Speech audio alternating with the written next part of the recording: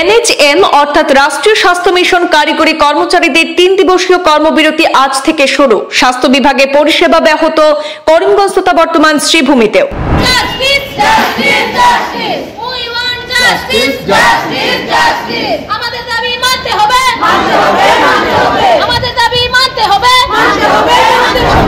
NHM কর্মীদের pen down তথা কর্মবিরতিতে ব্যাপক প্রভাব পড়েছে করিমগঞ্জ তথা বর্তমান শ্রীভূমি জেলার সর্বত্র।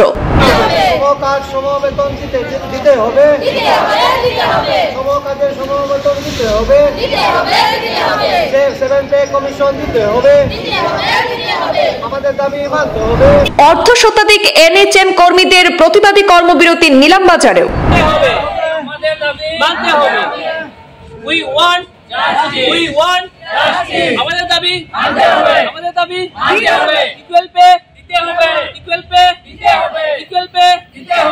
নিযুক্তি স্থায়ীকরণ এবং সপ্তম পে কমিশনের সুপারিশ মতে বকেয়া ও পারিতোষিক মিটিয়ে দেওয়ার দাবিতে 3 কর্মদিবসের কর্মবিরতি। প্রতিবাদী স্বাস্থ্যকর্মীরা সমস্ত পরিষেবা বন্ধ রাখলেও মানবিক দৃষ্টিকোণ থেকে হাসপাতালগুলি শুধু জরুরি পরিষেবা সচল রেখেছেন। কর্মবিরতি প্রতিবাদে স্বাস্থ্য পরিষেবা বিঘ্নিত পাথারকান্দিতেও পেন ডাউন করেছেন কর্মীরা।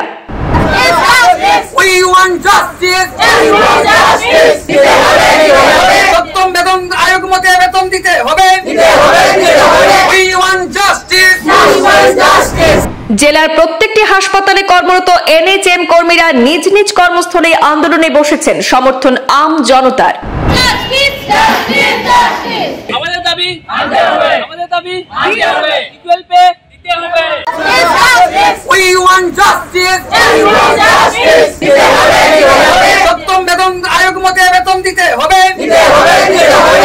আসামের সর্বত্র সহ বরাকের 3 জেলাতেও 3 দিবসের কর্মবিরতি প্রতিবাদ শুরু করেছেন রাষ্ট্রীয় স্বাস্থ্য মিশন অর্থাৎ এনএচএম কারিগরি কর্মচারীরা। বাদ নেই সীমান্ত জেলা করিমগঞ্জ তথা বর্তমান শ্রীভূমিতেও। প্রতিবাদ মুখর হয়ে উঠেছেন জেলা সদর, নিলামবাজার, পাথারকান্দি সহ প্রত্যেকটি হাসপাতাল। চাকরি স্থায়ীকরণে সপ্তম পে কমিশনের সুপারিশ মতে বেতন সহ বকেয়া প্রদান এবং সুপ্রিম কোর্টের আদেশ অনুসারে সম কাজে সম বেতন ও সম সুযোগ সুবিধার দাবিতে সারা আসাম এনএচএম এমপ্লয়িজ অ্যাসোসিয়েশন রাজ্য জুড়ে 3 দিবসীয় কর্মবিরতি প্রতিবাদী কার্যসূচির ডাক দিয়েছেন। করিমগঞ্জ জেলা কমিটির নেতৃত্বে জেলা সদরে কর্মবিরতি প্রতিবাদ শুরু করেছেন কর্মচারীরা। নিলামবাজার ব্লক কমিটির সভাপতি ডক্টর রুমান হোসেন, সাধারণ সম্পাদক তানওয়ার হোসেনের নেতৃত্বে প্রায় অর্ধ শতাধিক এনএচএম কর্মচারীরা কর্মবিরতি কর্মসূচিতে যোগ দিয়েছেন। সেই সাথে পাথারকান্দি প্রাথমিক স্বাস্থ্য কেন্দ্রেও ঠিকাভিত্তিক চিকিৎসক এবং কর্মচারীদের কর্মবিরতি পালন করছেন তারা। সারা জেলার হাসপাতালগুলিতে যেখানে যারা কর্মরত রয়েছেন সেখানেই কর্মবিরতি শুরু করেছেন রাষ্ট্রীয় স্বাস্থ্য মিশন কারিগরি কর্মচারীদের মধ্যে ANM, GNM, doctor, CHO, BPMU unit, LT ও ফার্মাসিস্ট সহ অন্যান্যরাও।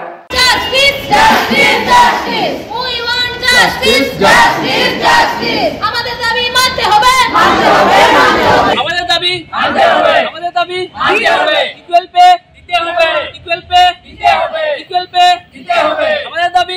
আজ সারা রাজ্যের সঙ্গে সঙ্গতি রেখে করিমগঞ্জ তথা বর্তমান শ্রীভূমি জেলার সিভিল হাসপাতাল সহ জেলার বিভিন্ন স্বাস্থ্য কেন্দ্রে আজ থেকে 3 দিন ব্যাপী এনএচএম এর পেন ডাউন কার্যসূচি পালন করছেন অস্থায়ী স্বাস্থ্য বিভাগের কর্মচারীরা।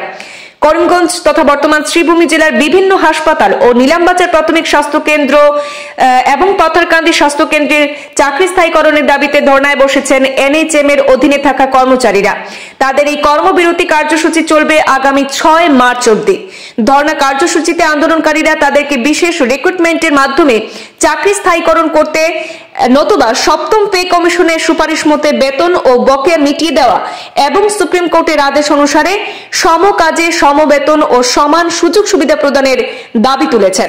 আমাদের হাতে করিমগঞ্জ সিভিল হাসপাতাল, নিলামবাজার প্রাথমিক হাসপাতাল এবং পাথারকান্দি প্রাথমিক হাসপাতালের আন্দোলনস্থল থেকে প্রতিবাদীদের আন্দোলনের দৃশ্য এবং সেখানকার যারা কর্মচারীরা আজ কর্মবিরতিতে বসেছেন তাদের বক্তব্য রয়েছে। তাদের কাছ থেকে আমরা শুনবো বিস্তারিত বিষয়। আমরা আত্মা কমিটির পক্ষ থেকে লিলাম ব্লক পক্ষ থেকে আপনাদের ধন্যবাদ জানাই। প্রথমে আজকে সমগ্র অসমের সাথে আমরা লিলামবাজার ব্লকের ধর্ণা পেন্টাগনে বসেছি। আমরা এনএচএম আন্ডারে সার্ভিস করি, এনএচএম টেকনিক্যাল নন টেকনিক্যাল আছি, সবাই আমরা আজকে কর্মবিরতি পালন করি। আমাদের কর্মবিরতি 4 থেকে 6 তারিখ পর্যন্ত চলবো। আমাদের মুখ্য দুইটা দাবি, একটা দাবি হলো আমাদের স্পেশাল রিক্রুটমেন্টের মাধ্যমে আমাদেরকে রেগুলার করার জন্য সরকারের কাছে আমরা আবেদন করছি। দ্বিতীয় দাবি হবে যতদিন পর্যন্ত আমরা রেগুলার করা হবে না ততদিন পর্যন্ত আমরা সুপ্রিম কোর্টের অর্ডার মধ্যে আমাদেরকে ইকুয়াল পে ইকুয়াল ওয়ার্কের আন্ডারে কাজ বেতন দিতে হবে। সপ্তম পে কমিশন এবং অষ্টম পে কমিশন যেটা আগে সামনের দিকে আসবে সেই অষ্টম পে কমিশনের আন্ডারে আমাদেরকে বেতন দিতে হবে এবং সরকারি কর্মচারী যেরকম সাজ সুবিধা পায়, যেরকম সুবিধা পায় সেই রকম পে স্কেল, ছুটি এবং অন্যান্য যেরকম লোন যেরকম সুবিধা সেই সুবিধা আমাদেরকে অন্তর্ভুক্ত করতে হবে। এইগুলো আমাদের মুখ্য দাবি। আমাদের মুখ্য দুইটা দাবি, একটা দাবি আমাদেরকে রেগুলার করতে হবে, যতদিন পর্যন্ত রেগুলার করা হবে না ততদিন পর্যন্ত আমাদের পে স্কেলের মাধ্যমে আমাদেরকে বেতন দিতে হবে। এমপ্লয়ি আছে টোটাল 22 থেকে 24,000 জন, 24,000 এমপ্লয়ি আমাদের দীর্ঘদিনের দাবি। আমরা বিগত দিনে মুখ্যমন্ত্রী সহ মুখ্যমন্ত্রী এবং হেলথ মিনিস্টারকে জানিয়ে আমরা ধরনের আজকে কর্মবিরতি পালন করছি। সবাইকে জানানো হয়েছে, কিন্তু আমাদের দাবির প্রতি সরকার শুরুতে না থাকার জন্য আজ আমরা কর্মবিরতি করতে বাধ্য হয়েছি। নমস্কার সব প্রেস ক্লাবের সদস্যকে। আমাদের এই এনএচএমের অল স্টাফের আজকে ধন্যবাদ বসেছি। আপনারা আপনাদেরকে এসে সহযোগিতা করেছেন, এই জন্য আপনাদেরকে অনেক অনেক ধন্যবাদ জানাচ্ছি। আপনাদের তরফ থেকে আমি আমাদের মাননীয় সুনামধন্য মুখ্যমন্ত্রী শ্রী হেমন্ত বিশ্ব শর্মার কাছে আমাদের একটা অনেক দিনের পুরনো দাবি। উনি বলেছিলেন আমাদের এনএচএমের স্টাফকে স্থায়ীকরণ করে দেবেন, পে স্কেল দিয়ে দেবেন, সমবেতন কাজের সমবেতন দেবেন। উনি মনে হয় অনেক বিজি মানুষ, বিজি মুখ্যমন্ত্রী, উনি ভুলে গেছেন। উনাকে আবার আমরা মনে করে দিচ্ছি পুরা আসামের বাসী সবাই এনএচএমের স্টাফে জন্য। উনি তো উনার যে ভুলে গেছেন যে কাজটা, সবার কাজ তো করে দেখান মুখে, আমাদের কাজটা ভুলে গেছেন। ওনাকে মনে করার জন্য দিচ্ছি যে আমাদের এনএচএমের স্টাফকে স্থায়ীকরণ করবেন, পে স্কেল দেবেন, সমকাজে সমবেতন দেবেন, মেডিকেল ফ্যাসিলিটি দেবেন। ওটা ওনাকে আবার স্মরণ করে দিচ্ছি। কাইন্ডলি আপনি আমাদেরকে এই আপনার কাজের মূল্যায়ন আমাদের দাবিটি আপনি মেনে নিন। আর আমাদের সংসারকে বাঁচানোর জন্য এই যে পরিস্থিতিতে আমরা আছি, এই পরিস্থিতিতে মানে কোনো মানুষ এভাবে চাকরি করে থাকতে পারে না। দয়া করে আপনি আমাদের ন্যায্য দাবি মানবেন। অন্য স্টেটে যেরকম এনএচএমের দাবি মেনে নিয়েছে, টিভির দাবি মেনে নিয়েছে টিভি ডিপার্টমেন্টের, সেই দাবিটুকু আপনি আসামের হয়ে, মুখ্যমন্ত্রীর হয়ে আমাদের দাবিকে মানবেন। বসেছি আমাদের এনএচএম চাকরি আমাদের স্থায়ীকরণ করার জন্য। আমরা বিগত 20 বছর যাবৎ এই এনএচএমে কাজ করে আছে, কিন্তু আমাদের কোনো স্থায়ীকরণ করা হচ্ছে না। আমরা 7 পে কমিশন চাই, আমরা রেগুলার চাকরি চাই, আমাদের চাকরিকে স্থায়ীকরণ করা হোক। তার জন্য আমরা আজকে 3 দিনের ধর্মঘটে বসেছি।